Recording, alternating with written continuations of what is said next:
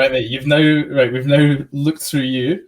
So we're now going to find out about your teammates. So we've got a quick section of teammates. That's what I like to call. So you ever seen like, do you remember old Soccer AM, like back in the glory days of Soccer AM, when it was like the biggest shithouse on morning telly you've ever seen? Vividly.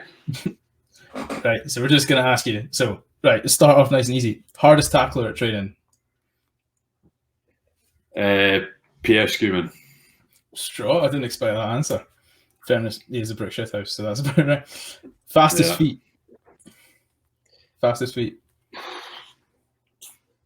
Jimmy Johnson. Yeah, he gets called Jinky for a reason.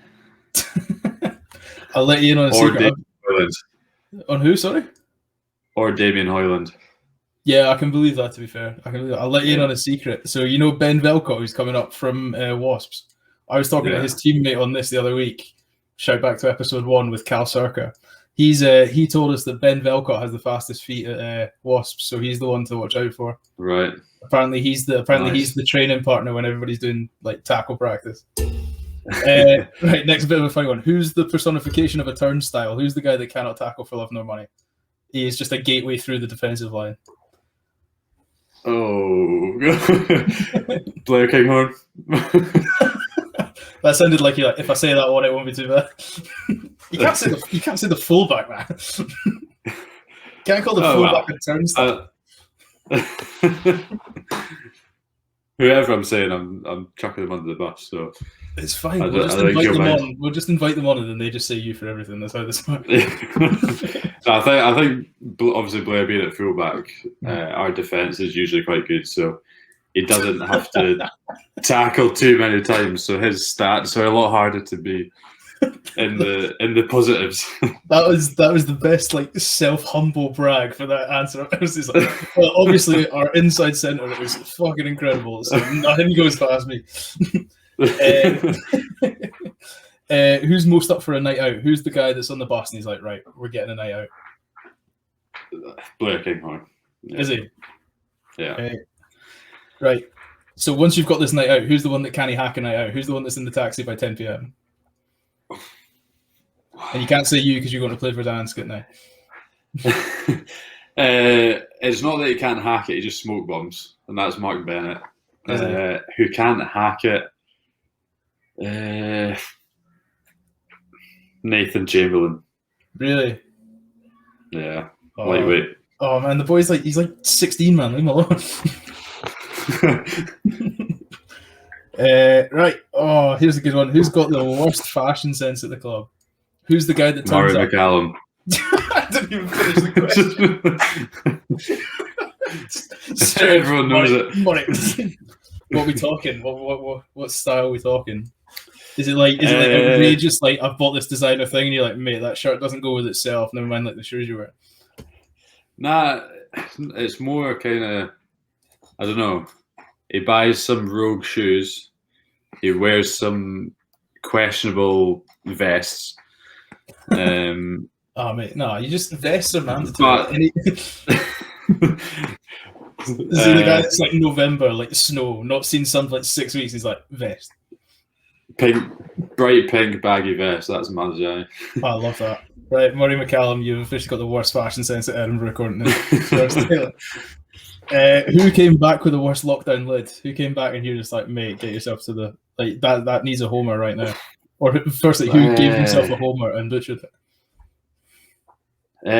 There's a lot of boys that had pretty terrible lids. They all came back with mullets. You're not allowed to say Hamish Watson. I'll refuse you to say Hamish Watson. That's the he's got a strong mullet. Mm-hmm. But I think Ben Muncaster, he either did it himself or got one of his mates to do it. But he literally put a salad bowl in his head and shaved a zero around the sides. So back probably. Back and sides. Oh Ben, nah. Yeah, Ben, that's a no. George will tell you, I've not had the best haircuts in my life, but that's a no. That's a big no. I was probably up there as well, to be fair. But that was during lockdown. That was before. I mean, you didn't have a dad telling you long curly hair was socially acceptable when you were 16. Mate, you'll remember from like Borders, like it was a strong lid I took with me. That it was an afro. it was the only way I was ever going to get noticed playing in that team. He's the lad that came up from the 1980s and just stayed there. That's him. That's right. Remember him. It was all technique. Who's the biggest joker in the changing room? Who's the prankster? Ooh,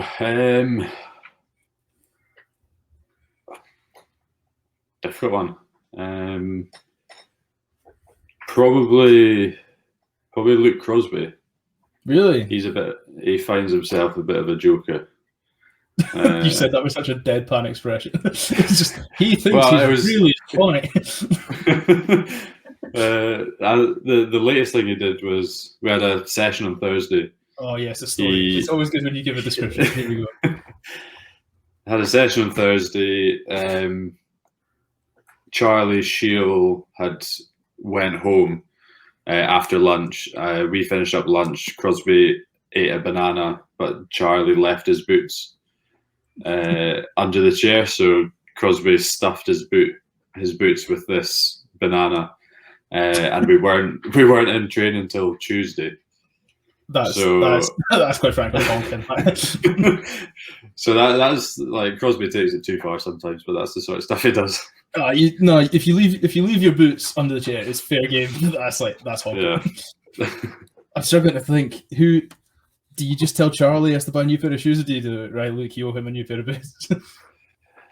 Well, Luke wasn't actually when Charlie found them. Luke wasn't actually there, so instantly Chico was like, "Was that Crosby?" And I was like, "Obviously, yes."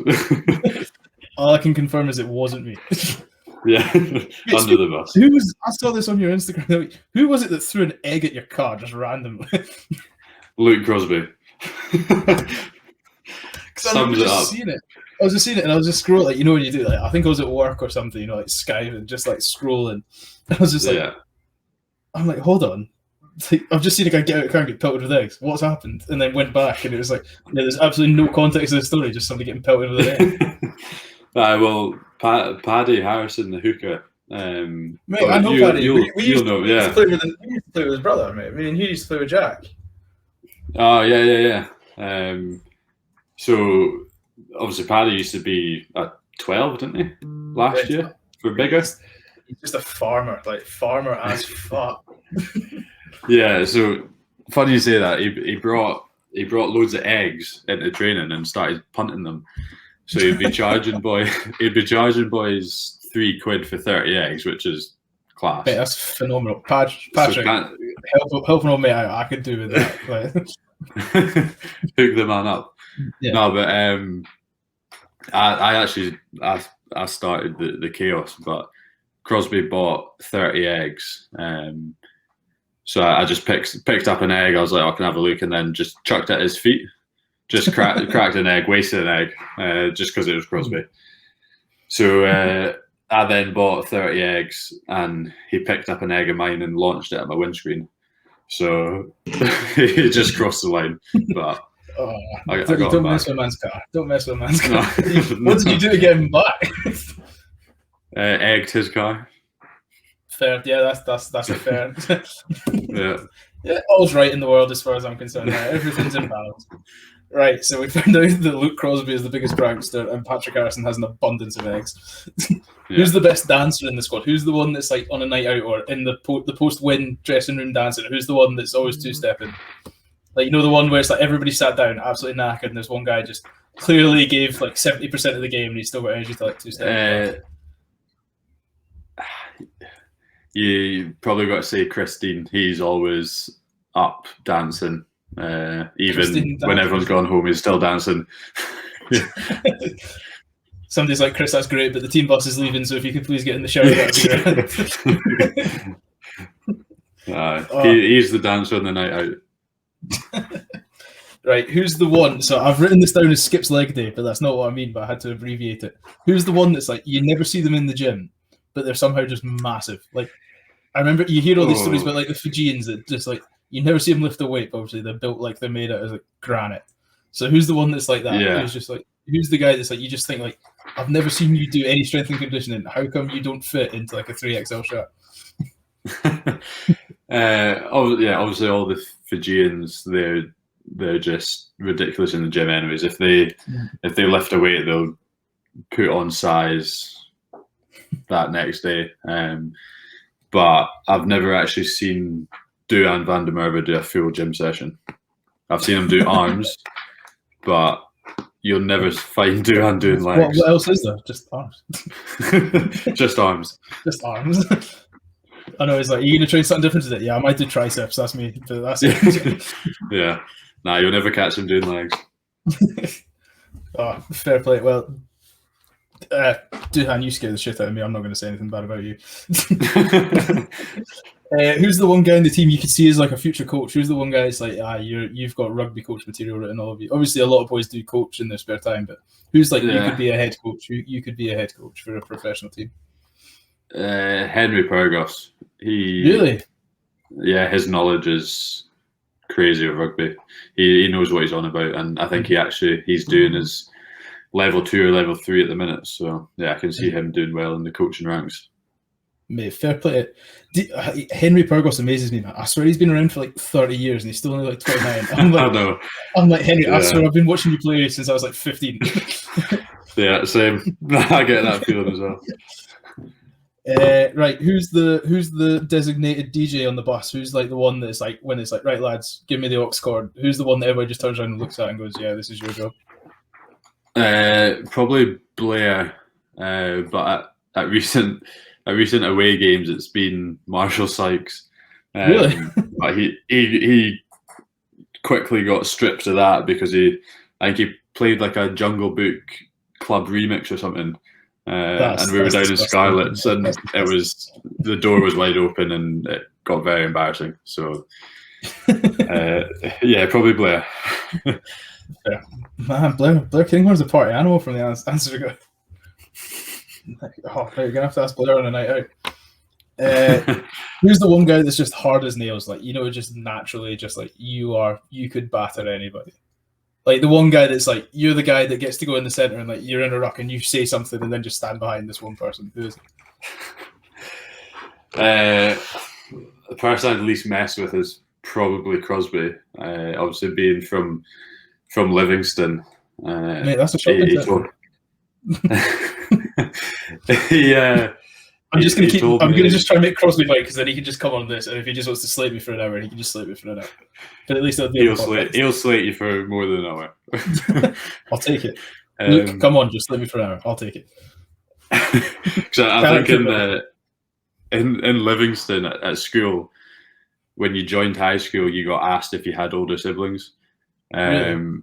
And if you said, "Nah, I'm the eldest," then you'd basically get battered for your whole school years. So he grew up in school just getting battered, and then his younger brother came into Livy school, and obviously he was like, "Yeah, Luke Crosby is my older brother," and he was left untouched. So I think Crosby uses that as his younger brother's a joiner, so he uses that to get free stuff built in his house and. Mate, quite right. If I'd taken battering for 6 years on behalf of my little brother, I didn't know I was doing it. He's protected his younger brother for 6-7 years. That's meant like. Tell me, they didn't do that at Earlston. They definitely didn't do that at People's, man. We were too busy. Nah, not Earlston. Nah. We were too busy pretending to be posh at People's. Yeah. What was it like at Loretto? It was just like, no, don't do that here. Close, yeah. Nah, it was good, but it's quite different, the two schools. Yeah. Right, final one of teammates' quickfire questions. Which is the guy that hogs the mirror the most after training? Who's the one that's always putting the gel in the hair after the game? Knows he's got a cheeky post-match interview coming up on Premier Sports, and he's like, just get the hair looking good.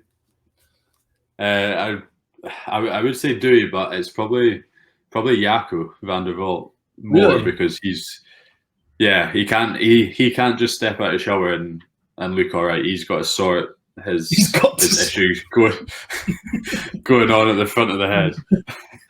Oh mate, it's fine, man. It's some fringe on it, to be fair. Like, I respect it. I just see. I want it like 'cause if that was me, like I would be immediately thinking, anytime I'm running full pelt, the hairline will be on show, and that would be my. It's gone. Yeah, it's like, oh no, sponsored by McDonald's, man. Like comes up with the logo. Right.